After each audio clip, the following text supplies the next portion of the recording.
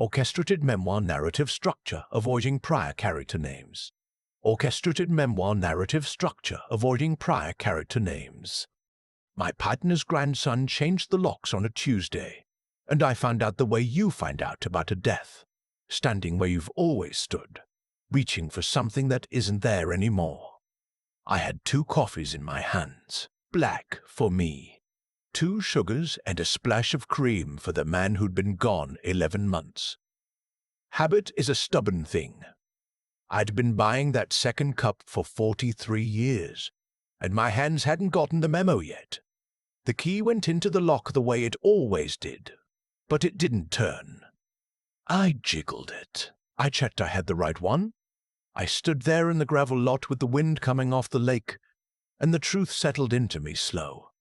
The way cold water gets into a boot. There was a new sign taped inside the glass of the door, printed off a computer, laminated, very official. Property under management.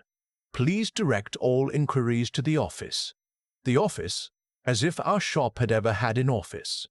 The office, as if our shop had ever had an office. We had a back room with a space heater, a coffee maker older than my marriage, and a corkboard layered 6 deep with invoices and a Polaroid of the 2 of us holding up the first kitchen we ever built, grinning like idiots in 1982.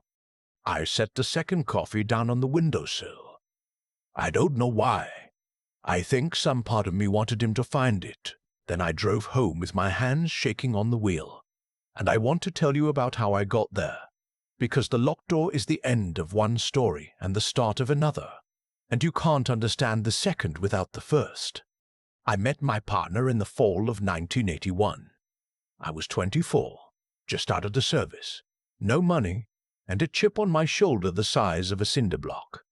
He was a few years older, already had a kid, and he had a way of looking at a piece of rough lumber like it owed him an apology. We both got hired on at a cabinet outfit 2 towns over, the kind of place that paid you by the cabinet and skimmed off the top.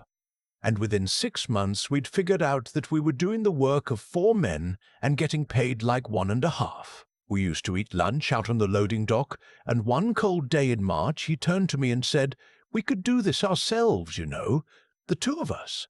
Cut out the man in the middle." I told him I had $400 to my name. He said he had 6. We shook on it like that was a fortune, and the funny thing is, it was enough. We rented a barn outside of town, a real wreck of a thing with a roof that leaked over the workbench and a wood stove that smoked you out if you loaded it wrong. We called the business Birchwood Joinery, after the stand of birch behind the barn, and we hung a sign my wife painted because we couldn't afford a real one. The first year, we damn near starved. I remember a stretch around Christmas where we lived on canned soup and pride, but we built things people wanted, and we built them right. And word gets around in a small town faster than you'd think. By the 3rd year, we'd outgrown the barn and bought a real shop on the edge of Birch Hollow. 3 acres on the south end of the lake, back when lakefront in our part of Michigan was something nobody wanted because the winters were too long and the jobs were too few. I want you to understand what that man was to me, because everything that came later only makes sense if you understand it. He was not my friend. That word is too small. He was my brother in every way that counts except blood, and there were days I'd have argued the blood didn't matter. We stood up at each other's weddings. When my daughter was born, he was the second man to hold her, right after me, and his hand shook worse than mine did when his wife left him, and she did, a hard thing when his boy was 9. He slept on a cot in the back of the shop for 2 months until he got himself right. And I'd come in early to find him already at the bench, working through it the only way he knew how. We never once put any of it in writing, the way we felt about each other. You didn't have to. It was in the way he'd saved me the last good board. It was in the way I covered his half of the payment the month his ex-wife's lawyer cleaned him out. We kept the books 50-50 for 40 years and never argued about a dime because the money was never the point. The point was the work, and each other. His boy grew up in that shop. So did my daughter, more or less. They were close in age and ran around the place like it was a playground, climbing on the lumber stacks until we hollered at them, sweeping sawdust for a quarter an hour. But his boy, and I'll be careful how I say this, because the man is dead now, and the dead deserve some mercy. His boy never took to the work or to much of anything that required showing up the same way. Twice. He had charm. Lord, did he have charm. He could sell you your own hat back, but he had this restlessness in him, always looking past whatever was in front of him toward the next thing. And the next thing was always going to be bigger and easier and somewhere else. He left town at 19, came back at 23 with a wife who'd left her here a year later when he ran off again. The boy they had, my partner's grandson, got raised mostly by my partner. And that grandson, I have to be fair, even now. That grandson was a different animal from his father, and for a long time I thought he was the good ending to a sad story. He was sharp, polished, went off to a state school and studied business and came back talking about margins and scalability. Words my partner repeated to me with this proud, baffled look on his face, like a man describing weather in a country he'd never visit. The grandson would come around the shop in clothes too nice for the work, and he'd stand there with his arms crossed and his eyes moving, taking inventory of everything, and I'd catch him looking at our 3 acres of lakefront the way a man looks at a woman who's out of his league. I told myself I was being a bitter old man. I told myself the kid loved his grandfather, and that was enough. My wife passed in the spring of 2019. Cancer. The slow kind that gives you time to say everything and then takes the saying away anyhow.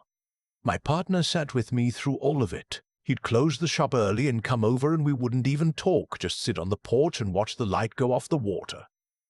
After the funeral, he said the thing I've held on to ever since. He said, "We're not done, you and me. We've got a few more good ones in us." And we did. Those last few years, just the two of us and a couple of young guys we were training up, was some of the best work I ever did. There's a kind of freedom in being old men with nothing left to prove. We built a staircase for a house up the shore that I put against anything I made at 30. We laughed more than we had in years. Then his heart gave out, all at once, on an ordinary Thursday in July. He was at the bench.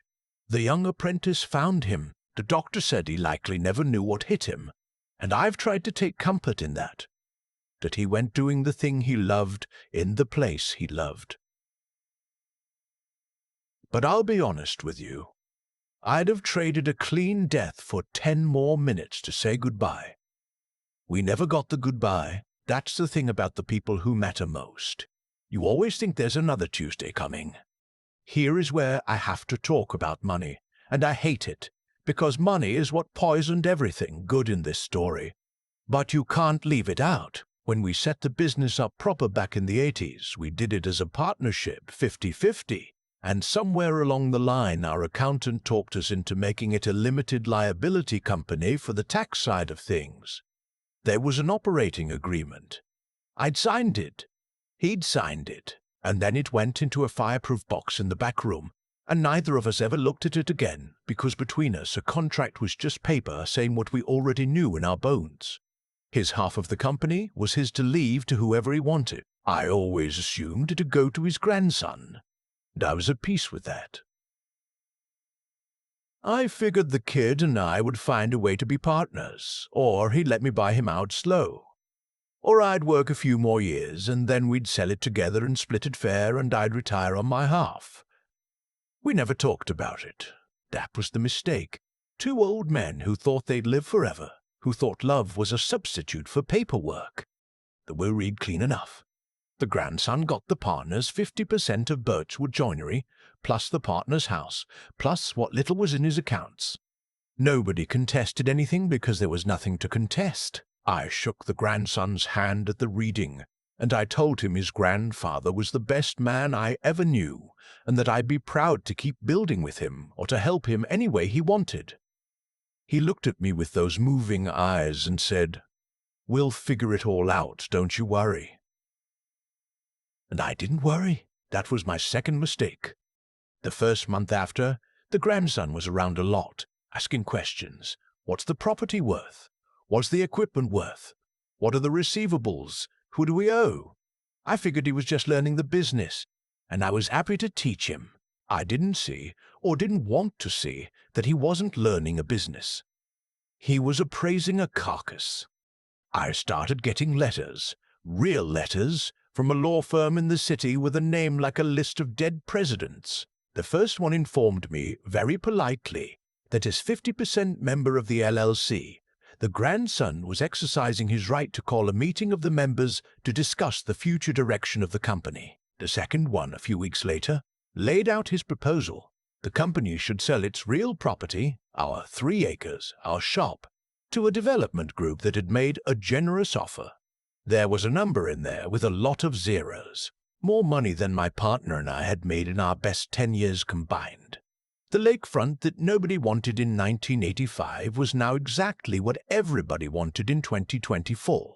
Some outfit out of Chicago wanted to put up condos, vacation places, the grandson's letter explained, in that soft lawyer language that's designed to sound like a favor while it cuts your throat, that selling would maximize value for both members and that of course I would receive my 50% of the proceeds. And wouldn't that be a wonderful retirement for a man of my age? A man of my age. I read that phrase about 9 times. I drove out to the shop that evening to find the grandson there, walking the property with 2 people in suits and hard hats, one of them holding a tablet, the other pointing at the tree line. The condos, I figured. The development people. The grandson saw my truck and came over, all smiles, and put his hand on my shoulder like I was an uncle he was fond of. I was going to call you, he said. This is going to be great. You'll be able to do whatever you want. Travel. Relax. You've earned it. I asked him what was supposed to happen to the shop, to the work, to the 2 young men we employed who had families and rent. He gave me a look I'll never forget, this patient, pitying look, and he said, nobody builds furniture in a barn anymore. It's a romantic idea, but the numbers don't work. The numbers haven't worked in a long time. He was carrying you, you know, my grandfather. At the end, I want to tell you I had a good answer for that. I didn't. I got back in my truck and drove home and sat in the dark, because the worst part of a lie is the way it makes you doubt the truth. Had he been carrying me? Was I a romantic old fool standing in the way of a young man's future? I called my daughter because she's the only family I've got left, and I needed to hear a voice that loved me. And here is where the bottom fell out of everything. My daughter was quiet on the phone in a way she gets when she's already decided something and she's afraid to tell you. And then it came out, her husband, my son-in-law, a man I'd never warmed to but had tried to, for her sake, for 20 years. Her husband had already been talking to the grandson. They'd gone to college around the same time, run into each other again at the funeral. And somewhere in there my son-in-law had become, in his own words, an advisor to the deal. He stood to make a fee off it, a finder's fee, a consulting fee. I never got it straight, but the point was that money was going to flow to my own daughter's household if I signed, and my daughter, God help her, was trying to talk me into it. Gently, lovingly, with every reasonable word in the dictionary. Dad, it's so much money. You're 68. Why are you fighting this? The shop is just a building. He's offering you a fortune to walk away with dignity. To walk away with dignity. That's the phrase the lawyers used. That's the phrase my son-in-law had clearly fed her. And I understood then that I was alone in a way I hadn't been since my wife died. Alone in a way I'd never been in my whole adult life, because for 43 years there'd been a man who would have stood beside me against the whole world. And now there wasn't, and his own blood was using his memory like a crowbar to pry me off the thing we'd built. I didn't sleep for a week. I lost weight. I didn't have to lose. I'd go out to the shop during the day. They couldn't keep me out yet. The company was still half mine. And I'd run my hand over the workbench where he died, and I'd talk to him out loud like a crazy person. I'd ask him what to do. The 2 young apprentices were scared. asking me if they still had jobs, and I didn't have the heart to tell them I didn't know if I still had one either. What saved me in the end was the most boring thing in the world: paperwork. There was a young woman who'd done some legal work for us over the years, drawing up contracts for the bigger commissions. Sharp as a tack, fair prices. The daughter of a man I'd gone to high school with. I called her, not because I thought I had a case, but because I needed somebody on my side of the table for once, somebody whose only job was me. I brought her the fireproof box. All of it, 40 years of paper, including that operating agreement neither one of us had read since the Reagan administration. She called me 3 days later and told me to come in and sit down. She had the agreement spread out on her desk, and she had this look on her face, this careful, contained excitement, like a person holding a winning lottery ticket who doesn't want to jinx it. "Did you read this?" she asked me. "Ever?" I told her honestly that I'd read it the day I signed it, and not since. She put her finger on a paragraph about 2/3 of the way down. Dense little print, the kind of language that makes your eyes slide right off it. And she explained what it said in plain words. When the two of us had set the company up, our accountant, God bless that careful, suspenders-wearing man, dead now 20 years, had insisted on putting in what's called a right of first refusal and a buy-sell provision. What it meant was this: neither partner nor anyone who inherited a partner's share could sell that share or compel the sale of the company's assets without first offering the other partner the chance to buy out that share at fair market value. And the agreement defined fair market value not by some developer's hungry number, but by a formula: book value of the business itself, the equipment, the receivables, the goodwill, that had nothing to do with what the dirt under us might fetch from a condo company. In plain English, the grandson could not force me to sell our shop to the developers. He could not march in and liquidate 40 years of my life over my objection. What he could do was offer to sell me his half, and what I could do before any sale to anyone was buy that half myself, at a price the formula spelled out, a number that, while real money, was a small fraction of what he'd been dreaming about. He'd come at me thinking he held all the cards. He held one card, and it was worth far less than he believed. And the document my old accountant had fought for over a fish fry dinner in 1986 was the wall I'd been backed up against the whole time. Except it wasn't behind me. It was in front of me. It had been protecting me all along, and I'd never even known it was there. The lawyer asked me careful what I wanted to do. I sat in her office a long time, because here's the thing nobody tells you about being handed the upper hand after you'd given up. It doesn't feel like winning.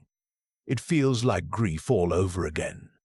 I could buy the grandson out. I added figured I could swing the number between what I had saved and what I could borrow against my house, taking a line of credit at my age, which is its own kind of madness.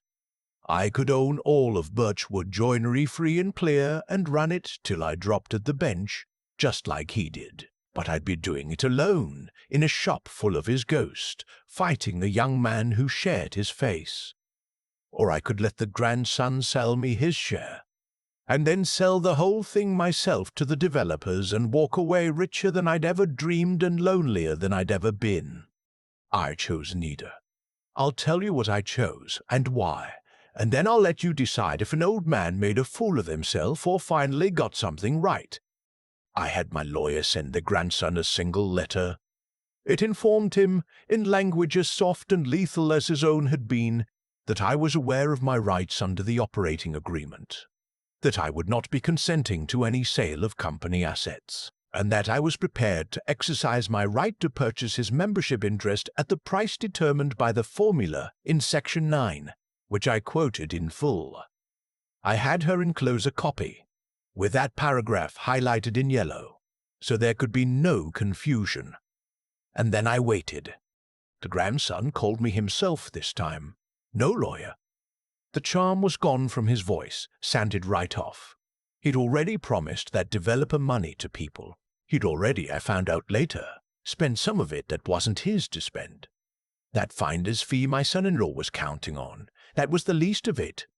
He'd taken a bridge loan against a sale that he'd told everyone was a done deal. He was leveraged up to his eyeballs against a fortune he didn't actually control. And now he was looking at getting bought out at book value, which would barely cover what he owed. "You can't do this to me," he said. He'd never have wanted this. And that did it. That was the thing that finally burned the grief out of me and left something harder and clearer in its place. Because he was using that man, our man, against me again, and I was done. "Don't you tell me what your grandfather wanted," I said. "I knew him 43 years. I knew him before your father was born. I covered his rent and he covered mine, and we buried both our wives' worth of dreams in that shop. You knew the version of him that bought you a car. I knew the man, and the man would be ashamed of you. Not because you wanted money. Everybody wants money. Because you tried to take what wasn't yours by making me think I was nothing. By telling my own daughter I was a burden you were being kind to. You called it dignity. You don't know the meaning of the word." He was quiet a long time. Then he said, smaller than I'd ever heard him, "What do you want me to do?" What I wanted, it turned out, was something I'd been circling without seeing it. I didn't want all of it. I didn't want to die alone at that bench, much as I loved it, and I didn't want to crush the boy, even after everything, because crushing him wouldn't bring back the man I'd lost. It'd just be one more sad chapter in a family that already had too many. So I made him an offer that wasn't in any agreement. I'd buy his half. At the formula price, fair and legal. But I'd pay it out over time so it didn't sink me. In exchange, he'd walk away clean, no claim, no lawyers, and he'd use enough of it to dig himself out of the hole he dug. And I told him, this is the part that surprised even me.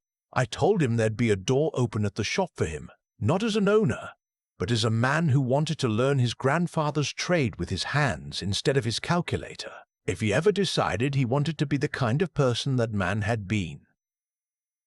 I didn't expect him to take it. He didn't, not then. But I needed to offer it, because not offering it would have made me a little more like him and a little less like the man we'd both lost. We closed it all in the lawyer's office on a grey morning that fall. He signed. I signed. He didn't look at me much. On the way out he stopped at the door and said, without turning around, he talked about you all the time.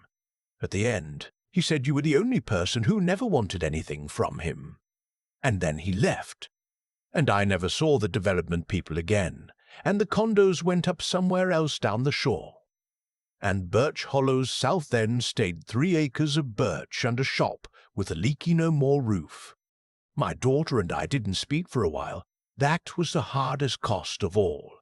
Harder than the money, harder than the fight. Her husband's payday evaporated, and there was a stretch where I think she blamed me for it, where the easy money I'd cost her family loomed bigger in her mind than her own father's life work. But money like that has a short half-life in a marriage, and slowly the resentment burned off. It was my grandson, her boy, 12 at the time, who brought us back. He started coming around the shop on weekends, sweeping sawdust for more than a quarter an hour now, on account of inflation. He's got good hands. Better than his father's, better than mine were at his age.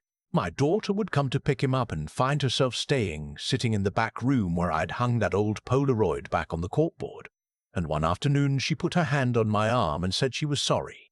And I told her there was nothing to be sorry for, which was a lie. But it was the kind of lie that's really a gift.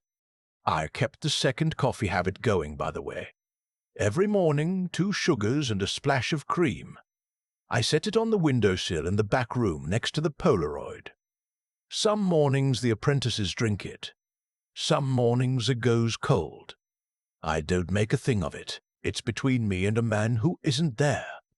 People ask me sometimes if I regret it. Turning down all that money, taking on debt at my age, choosing the leaky shop over a comfortable retirement.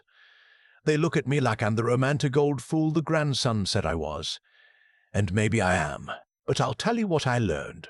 sitting in that lawyer's office holding a piece of paper a careful man fought to put in front of me 40 years before I needed it. You don't inherit a partnership. You build one, board by board, favor by favor, season by season. And you protect it with the boring things. The paperwork, the formulas, the promises kept when nobody's looking. The grandson thought he'd inherited his grandfather's half of something. He hadn't. He'd inherited a number.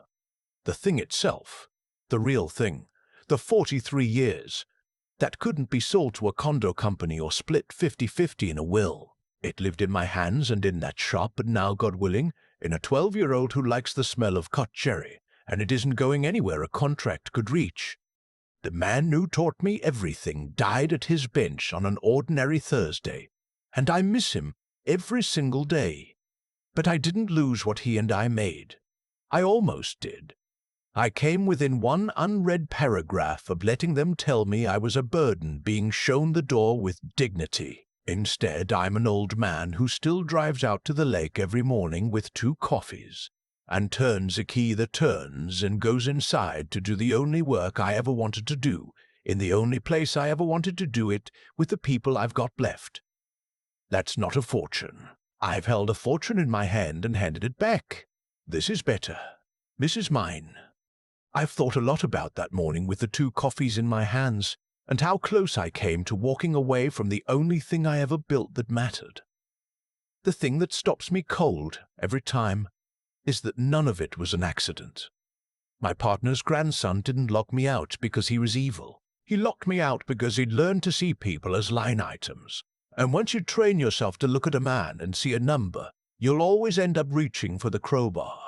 Cause and effect. He spent years measuring our 3 acres with hungry eyes, and the day he had a sliver of power, the measuring turned into taking. He brought his lawyers. He bought my daughter's loyalty with her husband's finder's fee. Every move flowed straight from the kind of man he'd let himself become. But here's what I keep coming back to. The reason he lost wasn't luck, and it wasn't even that paragraph in Section 9, though Lord knows that paragraph saved me. The real reason is that 40 years earlier, a careful accountant in suspenders sat 2 young fools down and made them do the boring right thing when the easy thing would have been to skip it. Doing right when nobody's watching and there's no payoff in sight. That's not weakness. That's the quietest kind of strength there is. My partner and I never read that document again because we never needed to between us. But it was there. Goodness leaves a record, even when you forget you wrote it. And it wasn't enough to be in the right. I had to think. When those letters came with their soft lawyer language calling me a man of my age, the easy thing was to believe them, to decide I was the romantic old fool they said I was and just sign. Instead, I dragged a fireproof box to a young lawyer's office, because I was wise enough to know that feeling cornered and being cornered aren't the same thing. Most people lose the fight before it starts, because they accept the other side's story about who they are. Then came the hard part, the part that has nothing to do with paperwork. I didn't sleep for a week. My own daughter was begging me to give up. I had every reason to fold. What got me through wasn't anger. Anger burns out fast at my age. It was the simple refusal to let a man use someone I loved as a weapon against me. That's grit, not the loud kind.